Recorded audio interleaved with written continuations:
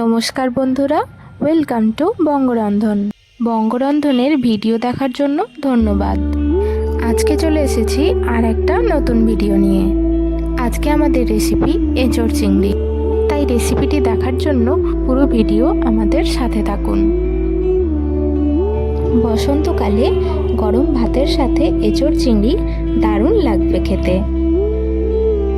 এই রান্নার মধ্যে আমি একটা স্পেশাল মশলা ব্যবহার করেছি, তাই পুরো ভিডিওটা মিস না করে দেখতে থাকুন। তো আর দেরি না করে শুরু করা যাক আজকের রেসিপি। এখানে আমি 500 গ্রাম মতো এঁচোড় নিয়ে নিয়েছি। এটা আমি বাজার থেকে কাটিয়ে নিয়েছি 200 মতো চিংড়ি। চিংড়ির ভালো করে খোসা ছাড়িয়ে লবণ হলুদ মাখিয়ে নিয়ে নিয়েছি। আর নিয়ে নিয়েছি দুটো মাঝারি সাইজের আলু, রসুন কোয়া, আদা কুচি, আর নিয়েছি একটা গোটা পেঁয়াজ, কাঁচা লঙ্কা, টমেটো। এবার লবণ আর হলুদ মিশিয়ে আলু আর এঁচোড়টাকে সেদ্ধ করে নিন।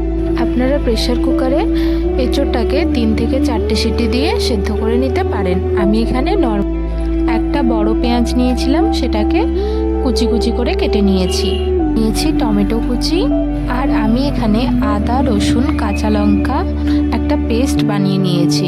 তেলের মধ্যে জিরে গুঁড়ো হলুদ গুঁড়ো এগুলো দিলে পুড়ে যেতে পারে, তাই জন্য আমি এই পেস্টের মধ্যেই 1 চামচ জিরে গুঁড়ো, 1 চামচ হলুদ গুঁড়ো, 1 চামচ লঙ্কা গুঁড়ো এবার ভালো করে মিশিয়ে একটা পেস্ট তৈরি করে নিলাম। এবার একটা গুঁড়ো মশলা তৈরি করে নেব। তার জন্য গ্যাসে কড়াই বসিয়েছি এবং কড়াই গরম হয়ে গেলে পরে 1 চামচ গোটা ধনে, একটা বড় শুকনো লঙ্কা আর 1/2 চামচ লবণ দিয়ে ভালো করে 10 সেকেন্ডের জন্য নাড়িয়ে নেব। এই গুঁড়ো মশলাটা তরকারির স্বাদ বাড়াবে, তাই জন্য আমি এটা তৈরি করে নিলাম। এবার আমি আর একটা কড়াই নিয়ে নিচ্ছি। তার মধ্যে কড়াই গরম হয়ে গেলে পরে সরষের তেল। এবার আমি চিংড়ি মাছগুলোকে ভালো করে ভেজে নেব।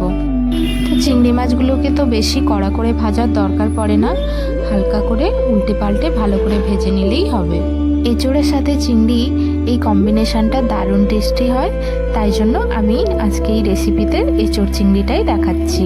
আর এখন বাজারে এঁচোড় ইজিলি অ্যাভেলেবেল, তাই আপনারা বাড়িতেও বানিয়ে খেতে পারবেন। চিংড়ি মাছগুলো ভালো করে ভাজা হয়ে গেছে, অন্য একটা বাটির মধ্যে তুলে রেখে দিলাম। এবার আমি এই কড়াইতে আরেকটু পরিমাণ তেল দিয়ে এঁচোড় আর আলুটা যেটাকে সেদ্ধ করে রেখেছিলাম সেটাকে একটু কষিয়ে নেব। সেদ্ধ করে নেওয়ার পরে একটু তেলে কষিয়ে না নিলে টেস্টটা হয়তো এতটাও ভালো আসবে না, তাই জন্য আমি কষিয়ে নিচ্ছি ঢাকা চাপা দিয়ে দিয়ে। তো এদিকে এঁচোড় আর আলুটা কষানো হতে থাক, আর আমরা অন্য একটা গ্যাসের মধ্যে মশলাটা তৈরি করে নেব। গ্যাসে কড়াই বসানোর পর গরম হয়ে গেলে পরে দিয়ে দিলাম কিছুটা পরিমাণ। এবার ফোড়ন হিসেবে দিয়ে দেব দারুচিনি, লবঙ্গ, এলাচ।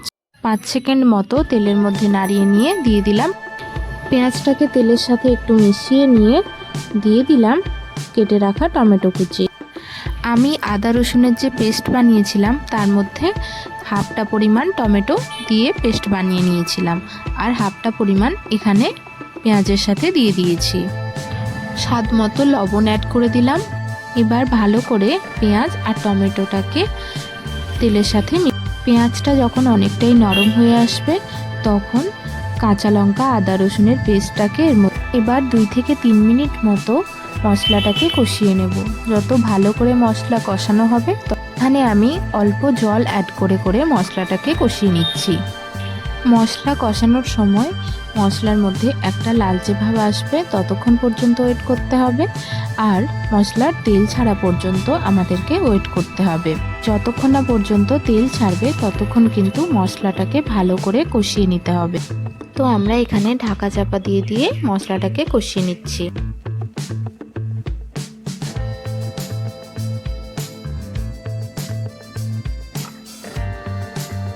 এখন সুন্দর করে তেল ছেড়ে গেছে, আর ওইদিকে আলু আর এঁচোড়টাকে কষানো হয়ে গেছিল। এবার এই মশলার মধ্যে আলু আর এঁচোড় অ্যাড করে মশলার সাথে ভালো করে মিশিয়ে নেব। 3 থেকে 4 মিনিট পর্যন্ত ভালো করে কষিয়ে নিলাম মশলার সাথে। এবার রান্নার জন্য পরিমাণ মতো জল অ্যাড করে দেব। আপনারা এখানে গরম জল ব্যবহার করতে পারেন, কিন্তু আমি এখানে নর্মাল টেম্পারেচারে থাকা জল ব্যবহার করলাম।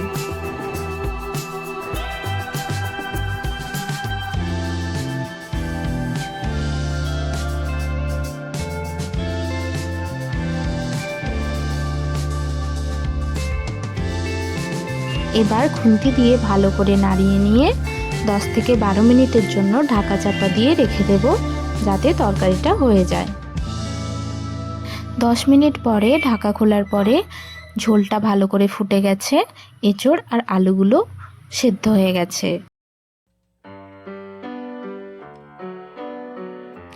এবার আমি এর মধ্যে দিয়ে দেব আগে থেকে ভেজে রাখা চিংড়ি মাছ।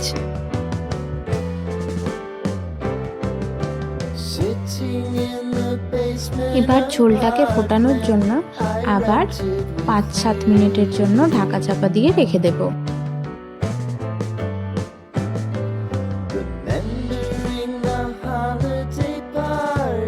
ঝোলটা সুন্দরভাবে হয়ে গেছে আর রান্নাও প্রায় কমপ্লিট।